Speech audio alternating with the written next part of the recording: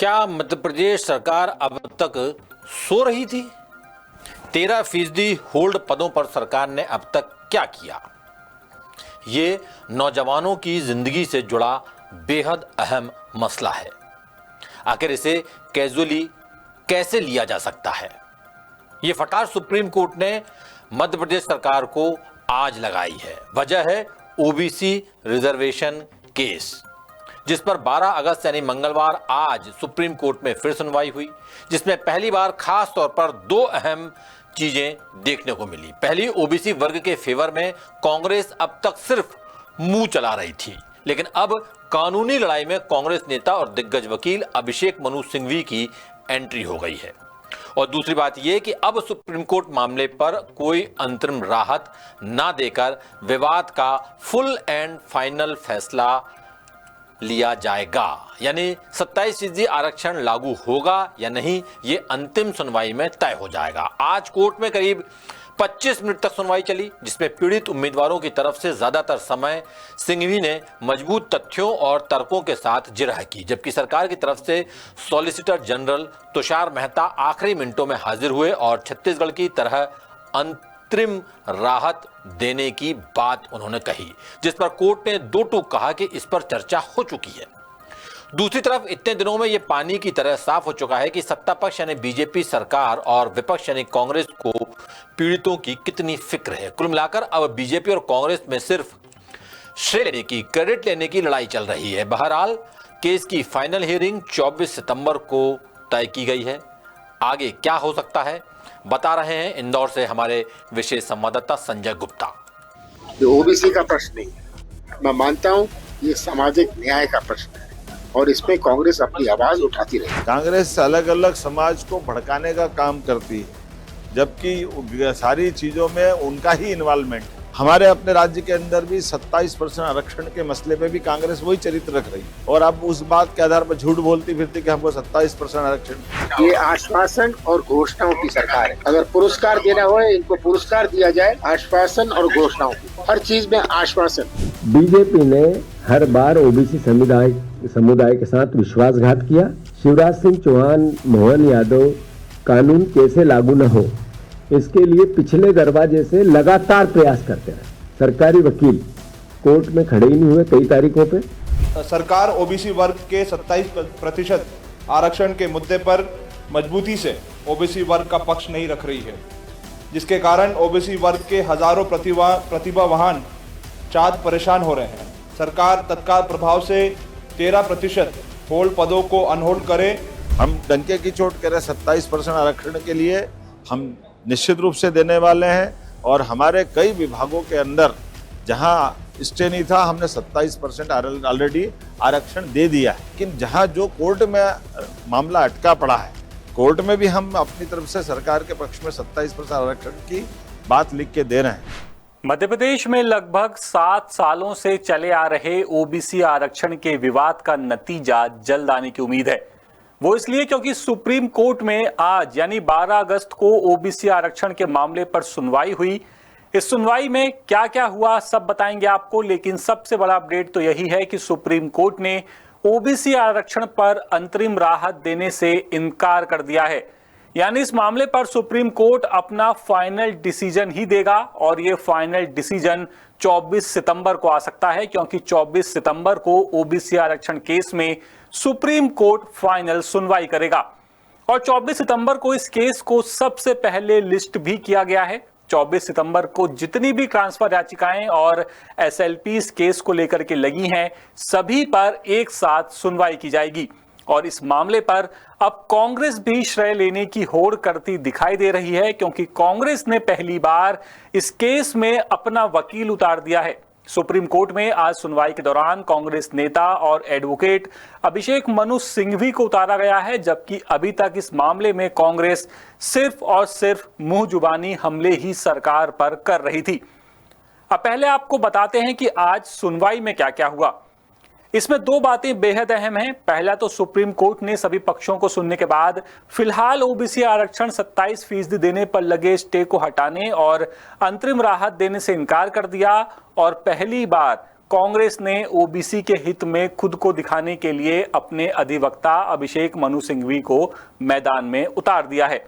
जानकारी के मुताबिक इस केस में जब सुनवाई शुरू हुई तो फिर से छत्तीसगढ़ की तरह अंतरिम राहत देने की बात उठी। कहा गया कि भर्तियां 27% ओबीसी आरक्षण के साथ करने दी जाएं और 13% होल्ड पदों को ओबीसी को देने दिया जाए। इस पर सुप्रीम कोर्ट की बेंच ने कहा कि दोनों ही वर्गों के उम्मीदवार इससे प्रभावित हैं, इसीलिए इस मामले में 24 सितंबर को फाइनल सुनवाई करेंगे। यानी अब मामला अंतरिम राहत का नहीं बल्कि अब यह तय होगा कि 27% ओबीसी आरक्षण मध्य प्रदेश में लागू होगा या नहीं। जबकि सुप्रीम कोर्ट में यह बात भी उठी कि मध्य प्रदेश में 6 साल से केस चल रहा है। अब सुप्रीम कोर्ट इस मामले में फाइनल सुनवाई कर अंतिम फैसला देगा। ऐसे में अनारक्षित वर्ग का जोर फिर से इंदिरा साहनी केस पर होगा, जैसा कि एक सुनवाई में खुद सुप्रीम कोर्ट ये बात कह भी चुका है। इसके तहत आरक्षण की सीमा 50% तय है और इसी आधार पर कई राज्यों में अधिक आरक्षण सीमा को रद्द किया गया है। हालांकि ओबीसी वर्ग ये भी बात उठाता है कि ये सीमा 10% ईडब्ल्यूएस आरक्षण देकर पहले ही टूट चुकी है। उधर छत्तीसगढ़ में भी 58% आरक्षण पर अंतरिम राहत देकर भर्ती की जा रही है। फिर मध्य प्रदेश में आरक्षण ज्यादा क्यों नहीं हो सकता, खासकर जब विधानसभा से एक्ट पास हुआ हो। यानी एक्ट को कैसे रोका जा सकता है। बता दें कि किसी भी वर्ग को 13% होल्ड पदों को छोड़ने का मन बिल्कुल नहीं है। इन पदों में साल 2019 से ही एमपीपीएससी और ईएसबी यानी कि कर्मचारी चयन मंडल के कई पद होल्ड हैं। इस केस का फैसला होने से करीब 90,000 होल्ड पद और 2 लाख उम्मीदवारों के भाग्य का फैसला होगा। आज पेश हुए अभिषेक मनु सिंघवी ने छत्तीसगढ़ केस का हवाला दिया और कहा कि अंतरिम ऑर्डर जारी कर स्टे हटाया जाए, क्योंकि 27% आरक्षण लागू नहीं किया जा रहा है, इसलिए अंतरिम ऑर्डर जारी कर स्टे को हटाएं। मामले में मध्य प्रदेश सरकार ने भी अपना पक्ष रखा और कहा कि 63 अंतरिम ऑर्डर अभी तक के हैं, लेकिन हटा सिर्फ 1 से है। इस पर कोर्ट ने पूछा कि क्या छत्तीसगढ़ मामले में सुनवाई हुई है और राहत मिली है। इस पर सिंघवी ने कहा कि हाँ, 6 साल हो चुके हैं, मध्य प्रदेश के लिए भी ये अंतरिम राहत दी जाए। सिंघवी ने कहा कि इंदिरा साहनी केस पर स्पेशल केस को लेकर के आरक्षण की सीमा तय नहीं की गई है। यानी कि इंदिरा साहनी केस में जो बार बार जिक्र होता है इंदिरा साहनी केस का, उस केस को स्पेशल केस से ना जोड़ा जाए। सुनवाई के दौरान एक अधिवक्ता ने यह भी कहा कि मध्य प्रदेश में पहले ही कई परीक्षाओं जैसे कि पटवारी भर्ती, जेल प्रहरी में 27% आरक्षण दिया जा चुका है, लेकिन अनारक्षित वर्ग अपनी दलील दे रहा है कि कई राज्यों में ऐसा नहीं है, जबकि ओबीसी वर्ग कह रहा है कि मामला ही बेहद स्पेशल है। यानी सब कुछ इस वक्त सिर्फ और सिर्फ सुप्रीम कोर्ट को तय करना है और वो किसके हक में फैसला देगा और किसको सबसे बड़ी राहत देगा, यह आपको 24 सितंबर को मालूम चल सकता है। बीजेपी और कांग्रेस के जुबानी जमा खर्च का अंदाजा इसी बात से लगाया जा सकता है कि मुख्यमंत्री बार बार ओबीसी वर्ग को डंकी की चोट पर 27% आरक्षण देने की बात कर रहे हैं, जबकि कांग्रेस लगातार ओबीसी आरक्षण की सीमा 14 से बढ़ाकर 27% करने का श्रेय क्रेडिट लेने की कोशिश कर रही है। कुल मिलाकर ये संग्राम अब कानूनी और सामाजिक कम सियासी ज्यादा हो गया है। बहरहाल इसी मुद्दे से जुड़ा हमारा आज का सवाल है कि सुप्रीम कोर्ट की फटकार के बाद मध्य प्रदेश सरकार ओबीसी उम्मीदवारों के 13% होल्ड पदों को अनहोल्ड कराने के लिए ठोस पहल क्यों नहीं कर रही है। आपको क्या लगता है? आपके पास विकल्प हैं। पहला विकल्प है सरकार को डर है कि कहीं कांग्रेस को क्रेडिट ना मिल जाए। दूसरा, सरकार के पास अच्छे वकील नहीं है। तीसरा, विपक्ष और पीड़ित उम्मीदवारों का पक्ष मजबूत नहीं है। और चौथा, मुझे क्या लेना देना। इस सवाल का जवाब आप हमारे तमाम डिजिटल मीडिया प्लेटफॉर्म्स पर जाकर दे सकते हैं।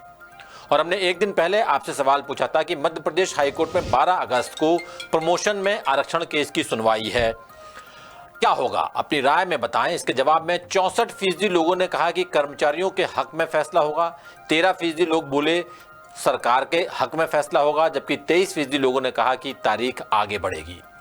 और हुआ भी वही, 23% लोग सही साबित हुए। केस की सुनवाई अब 14 अगस्त तक के लिए टाल दी गई है, क्योंकि कोर्ट में चीफ जस्टिस की बेंच नहीं बैठी।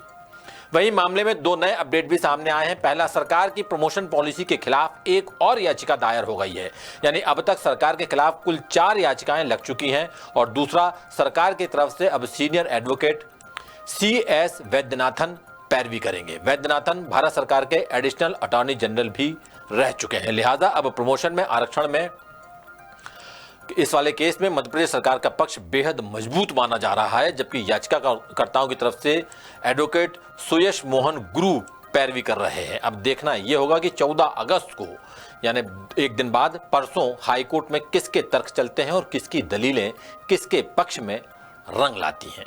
लेटेस्ट, इन्वेस्टिगेटिव और इन डेप्थ खबरें देखने के लिए ज्वाइन कीजिए द सूत्र का व्हाट्सएप चैनल, सब्सक्राइब कीजिए यूट्यूब चैनल, लाइक कीजिए फेसबुक पेज और पढ़ते रहिए वेबसाइट www.daसूत्र.com।